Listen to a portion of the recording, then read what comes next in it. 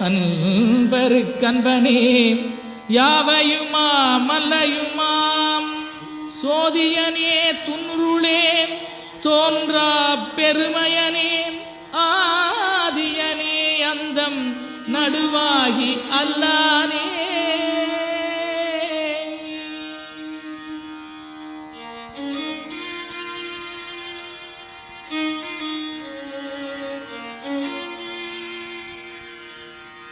ஈர்த்தன்னையாட்கொண்ட எந்தை பெருமானே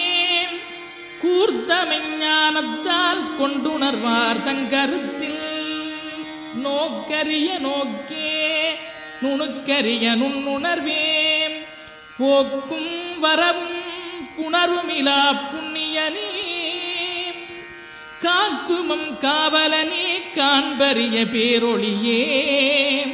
ஆற்றின்ப வெள்ள